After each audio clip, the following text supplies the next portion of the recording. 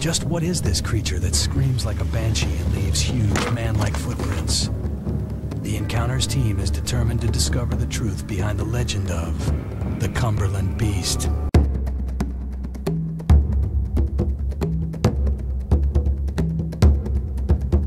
Please support this channel by subscribing and leaving comments.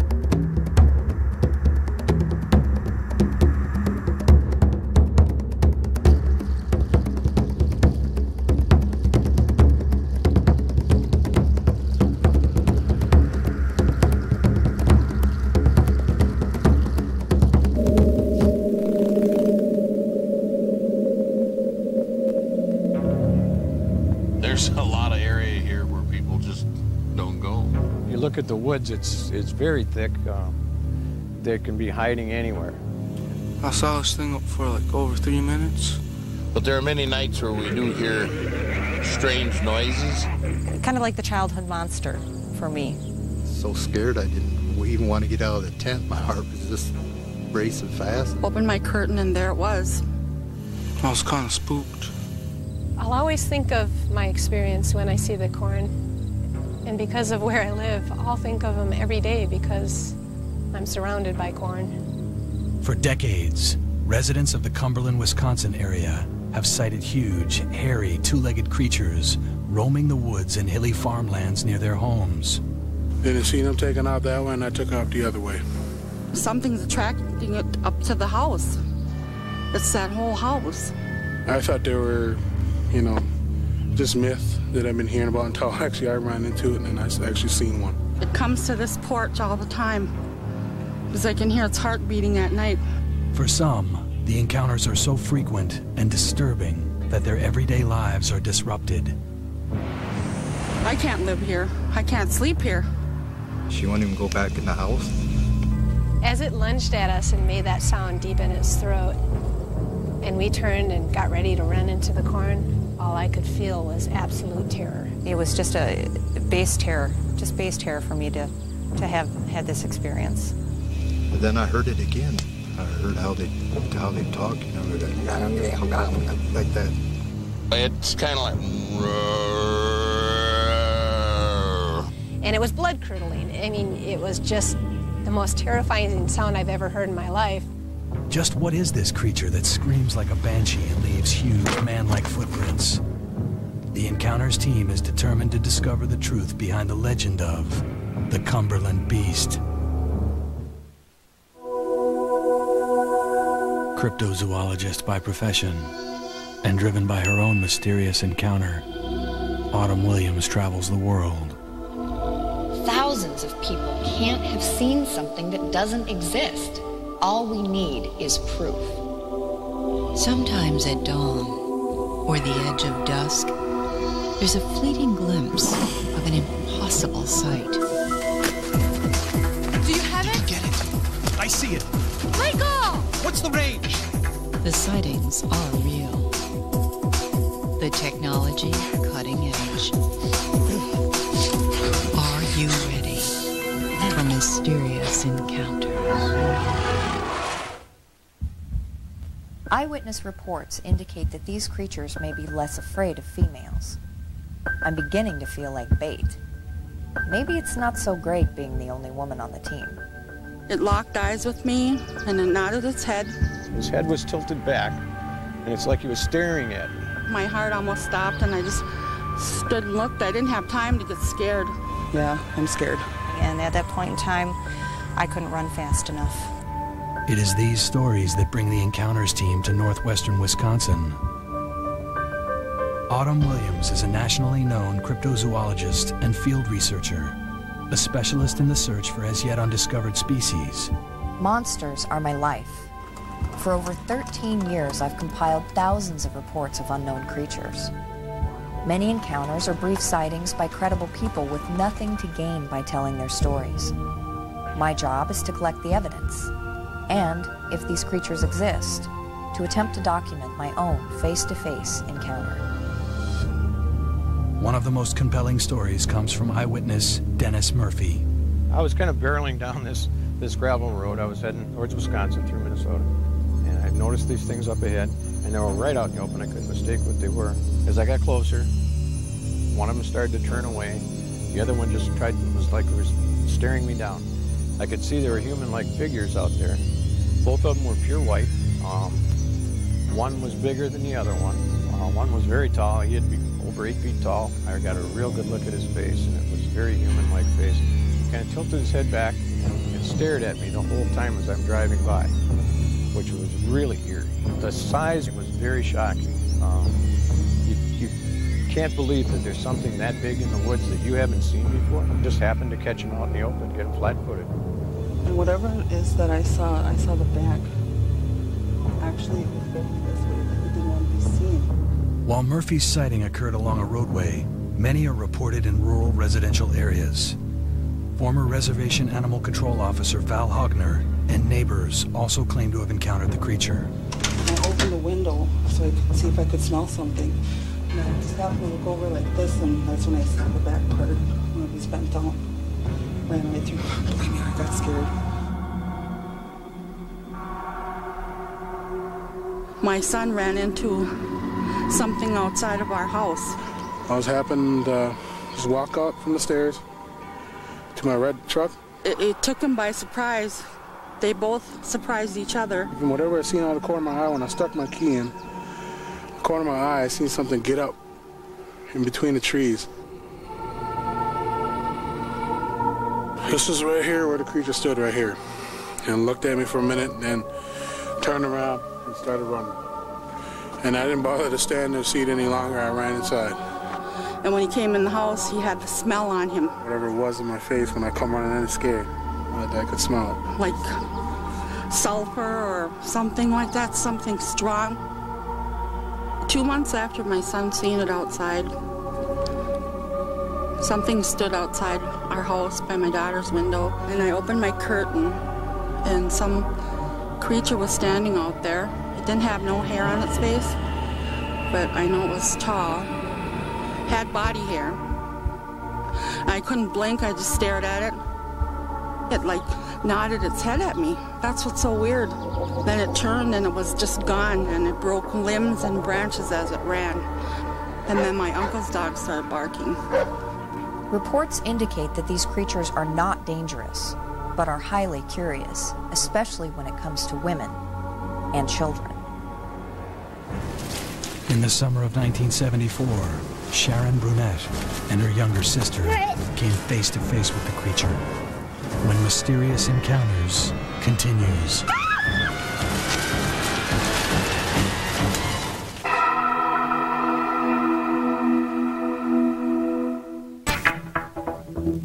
As it lunged at us and made that sound deep in its throat, and we turned and got ready to run into the corn, all I could feel was absolute terror. The Encounters team is near Cumberland, Wisconsin, about 90 miles northeast of Minneapolis, Minnesota. Picturesque dairy farms dot the wooded hills, but cows are not the only large beasts locals claim to see regularly. It's hard to imagine that this peaceful-looking setting could be the epicenter of so much mystery. I knew that they were trying to get up closer to the tent. I thought I heard something out there. And then I heard it again. I heard how they talk, and I heard it like that. I said, well, I'm going outside the tent to see if I can see anything. I was sort of scared to go out there. Then I heard whistling. They were whistling back and forth, just like a human whistling. I grabbed my double-bladed axe because I don't know whether they're going to be mean or whatever, you know, if they come right up on me. So I grabbed them and got in the truck, and we went back to the apartments and stayed in there until the next day and come back and bring all our stuff. The Encounters team is here to find hard evidence, and local investigator Dan Nedrello just may have some. What's the source of this hair, Dan? This specimen was taken from a private estate. It was found on a raspberry bush, and it was also found in conjunction with bipedal tracks in the snow earlier in the season. So we're really hopeful because the habitat was very appropriate. And here it is. Well, this is interesting. This is a huge sample, which is really, really nice. Okay, let's take a look at this. I'm excited about the size of the hair sample Dan brought us. but its color and length are different from other samples I've examined in the past. The hair sample will be sent to a laboratory for visual identification. If the initial examination reveals no known animal source, a DNA test will be performed. We will have the results later in the show. Some sightings are obvious misidentifications of known animals, but it's common for witnesses to report that they thought they were seeing a bear or even a man until they realize that what they're seeing is something else entirely. Don Young's story fits that profile. It was gun deer season, and at first, when I first seen it, I thought it was a bear because it was hunched over. It just came out of the left side of the swamp. But then when I seen it both through the scope and with my naked eye, this didn't go down on all fours at all. This was hunched over like a man that just got punched in the stomach. It's hard for a bear to walk anywhere upright walking. They'll only do that for 10, 15 feet maximum, and then they'll go back down on all fours. Besides, bears have an obvious muzzle when seen in profile, and their ears stand straight up when viewed from the front. And I figured it was a man in an ape suit or something, because I had the rifle right on it. I was going to take a pot shot at it, and I thought, oh, now I'm going to go to jail if I drop this thing. After it took that initial jump, and there was no way no human could make that jump without either injuring themselves or landing in the water. Well, I know definitely that was no normal North American animal. That was some unknown creature out there. In 1974, Sharon Brunette and her sister were playing tag in a cornfield when they too came upon a creature that froze them in their tracks. We were playing tag in the corn. My sister Shelley was hot on my heels when we burst out of the corn, and there it was, standing 20 feet in front of us. Just bursting through that last row of corn, coming to a dead standstill. It stood there and stared at us as we stood there and stared at it for 30 seconds to a minute. It seemed like 10 hours. Seeing something in front of us moving. It made a sound that was kind of deep in its throat, but it was very high-pitched in tone, almost came out as a scream. It made a movement like it was going to go forward. It was when it moved towards us and made its sound that we ran into the corn. I couldn't run and cry at the same time. It was just so overwhelming. Right back into the corn we went. I noticed that it had very black fur, but it had hints of brown in it that I could see. My sister just saw black. A looming mass in front of me, a very large black being.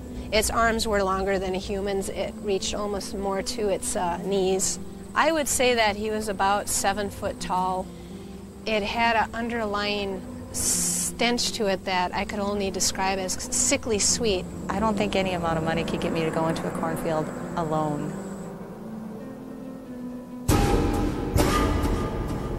Just standing in front of this corn today brings back the memories so vivid, so overwhelming. It just gives me chills. An animal like this could exist in many different types of habitat and climates. And there's a lot of farms right through here too, so there's plenty of food source for them. My whole life I never believed in it. And I guess a person has to see something like that creature out there, to actually believe in it. If the Encounters team is to have any chance of solving this mystery, they must find more evidence.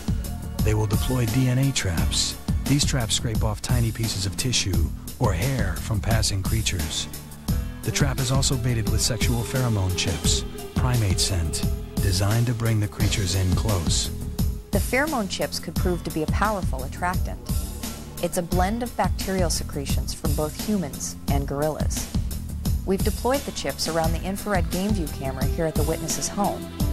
If these creatures are around, hopefully we'll be able to capture images on the camera. Armed. Their goal is to collect evidence. Evidence that can substantiate or refute eyewitness claims that the beast of Cumberland is a living, breathing species, or just the product of imagination. The trap is set. All right, camera's set. Okay, good.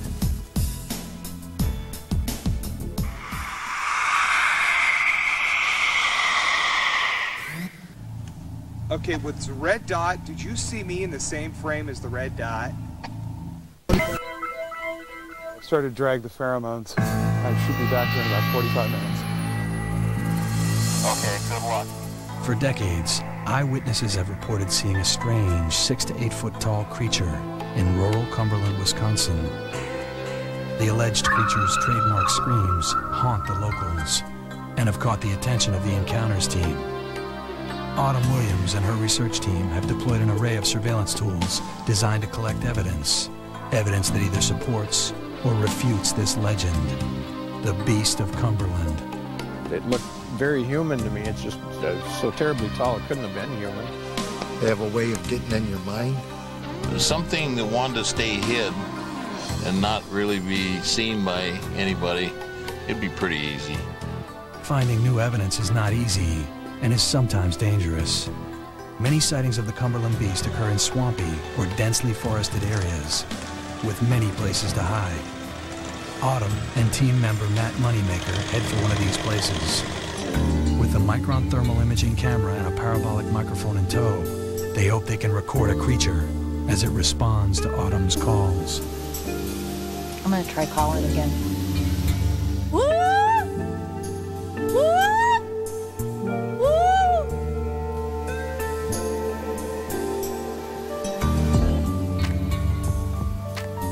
You know, I'm not seeing anything. We haven't heard anything. We've been out here 4 hours. I think we ought to go check on the other team. Yeah, it's really quiet. There's not even any crickets, or frogs, or anything. The team has no luck and decides to try a different approach. Autumn devises a plan.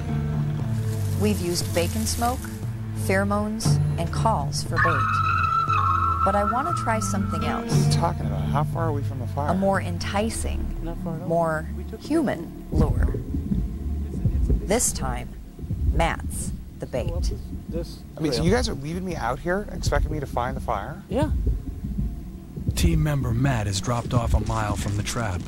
His mission, to drag a sexual attractant, a pheromone chip made from human and gorilla secretions, behind him. The scent trail he leaves could attract an animal from as far as 20 miles away, leading it right to the trap.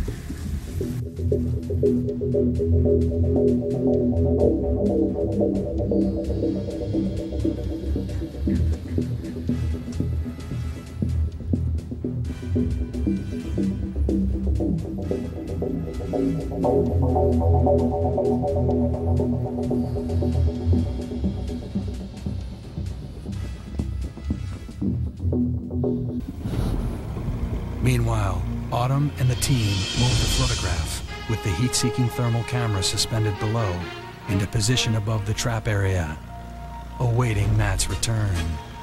For added measure, Autumn uses the screech blaster as additional bait.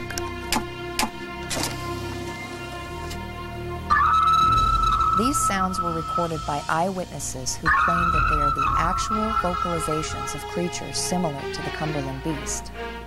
I just hope Matt gets back before the bait works its magic.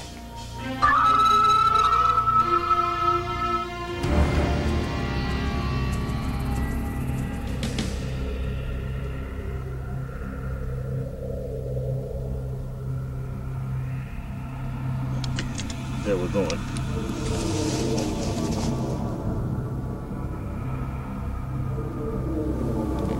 What do you mean it's behind me and approaching? It's big, and that is big. This thing's on the opposite side of the fencing. It's up there. Right there. Okay, with the red dot, did you see me in the same frame as the red dot? Yeah. Hey, look how bright that red dot is. What is that? I know. It's big, and it's very hot. Right now, I've got the frequency set for living organisms are going to show up red. Team members also take strategic positions at the open field's edge with custom-made infrared video spotlight combinations featuring instant on trigger and million candle power illuminations. Should they see anything move, they can instantly bathe the fields in light, bright enough to capture images on tape. Can you guys direct me into it? Can you see me? Reports indicate that these creatures may respond more favorably to the presence of a woman. Since I'm the only female on the team, the night's final chore belongs to me. You hear anything? See anything? There's some branch crackling. Don't know what it is. It's an owl out here. Alrighty. Good luck. The noises I heard were off in that direction, so keep an eye out over there. While other team members broadcast predator calls, Autumn will wait out the long night alone at the bait station. If an encounter is to occur, it will be hers.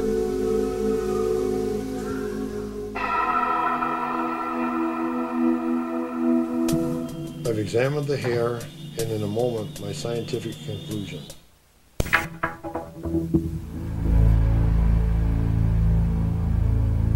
Autumn and the Encounters team are in northwestern Wisconsin investigating eyewitness accounts of a mysterious biped called the Cumberland Beast.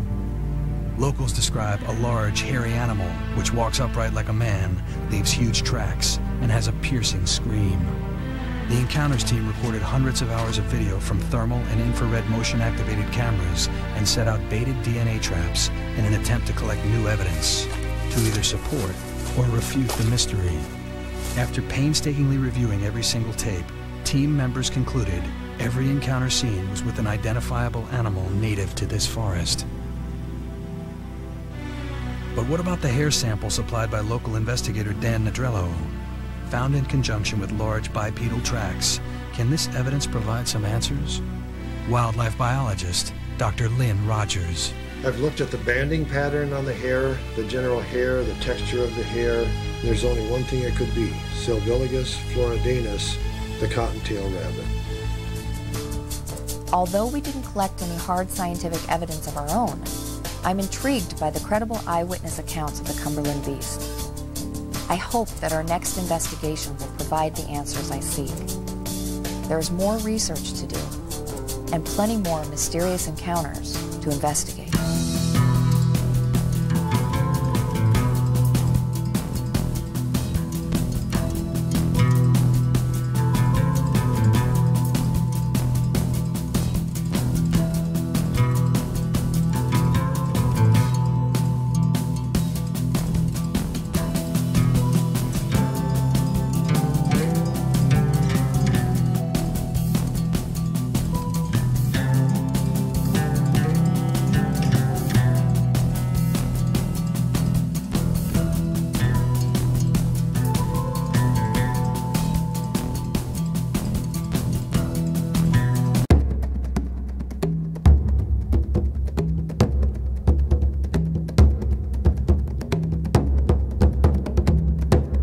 If you're enjoying all this rare and unique content, please show your support by subscribing and leaving comments.